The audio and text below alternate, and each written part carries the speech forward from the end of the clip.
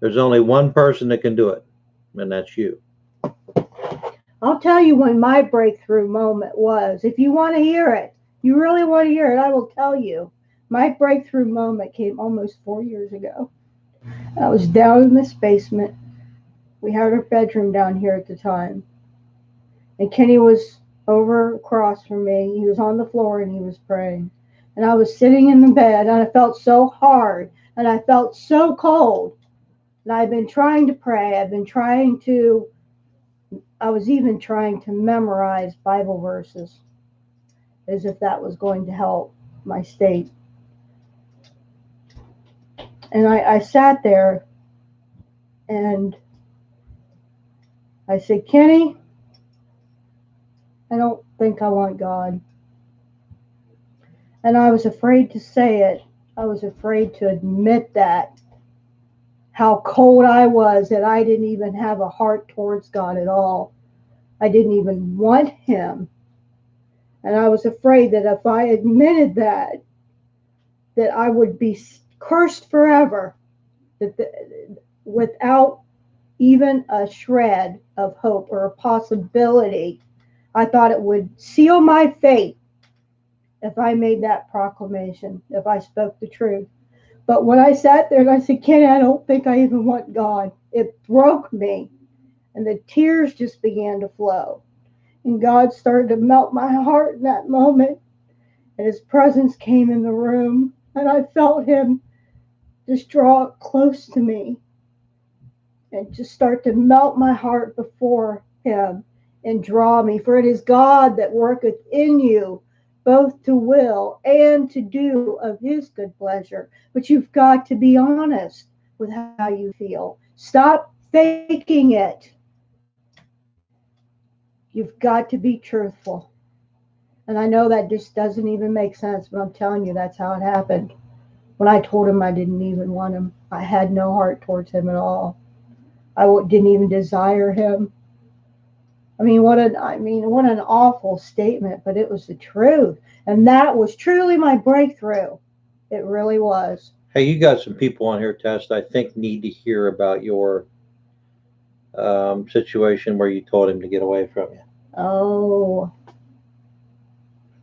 okay. Listen up, Chris.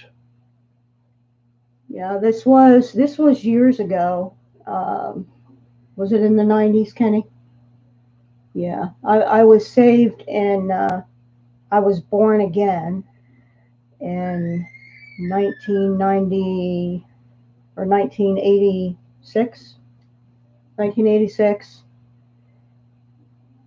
Just a glorious, wonderful born again experience from light to darkness, complete radical change.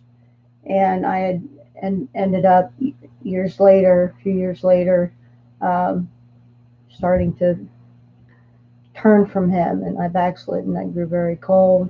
But during that cold time, uh, in my 20s and around 30 and early 30s, I felt I felt Him drawing near to me, and I was so bitter and cold at the time.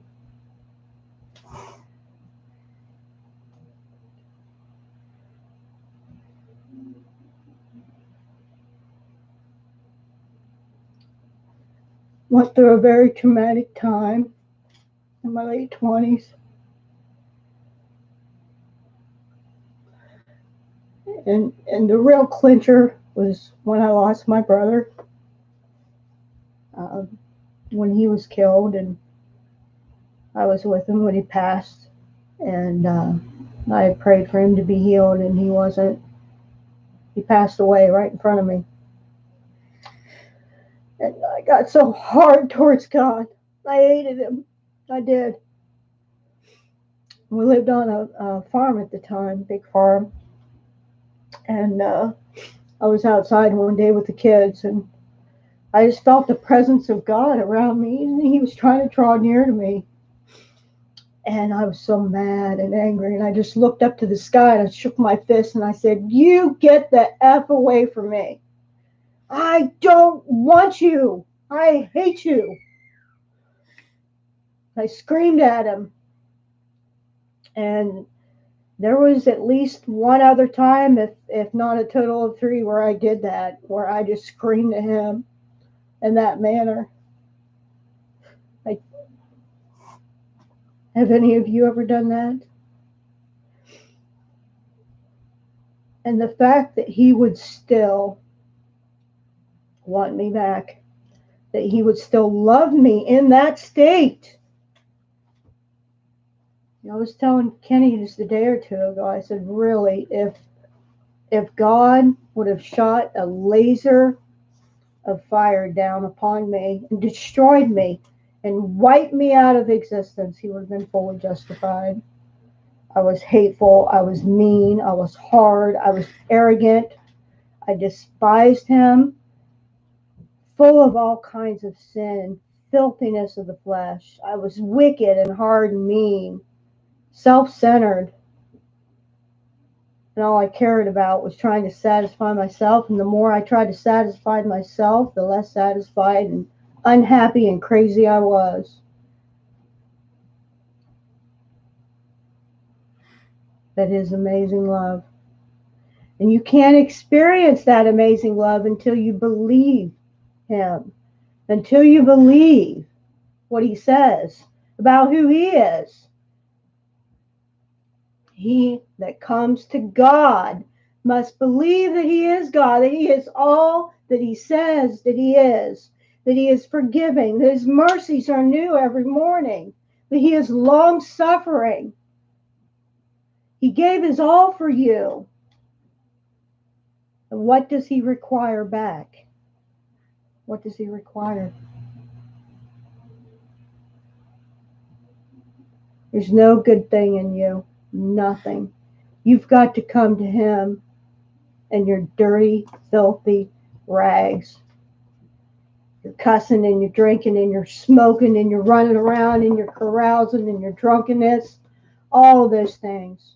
You're lying and you're cheating and you're thieving and your dirty, prideful heart. You come to him that way. That's how he wants you. Don't try to pray the prayer of the publican. It's garbage to him. It's filthy rags. You come to him as you are. That's the only way you can. You can't clean yourself up. You need him. You need another. That's the only door that's open to you. There is no other door. He that comes to God must believe that he is, and he is a rewarder of those that diligently seek after him. And if you don't believe that, and if you say he's not that way, if you say that he doesn't want you as you are, you're putting the blame on him. And he's nowhere about you. It's like I was explaining a couple days ago to a friend of mine. I said, how would you feel as a fully devoted wife? You love your husband.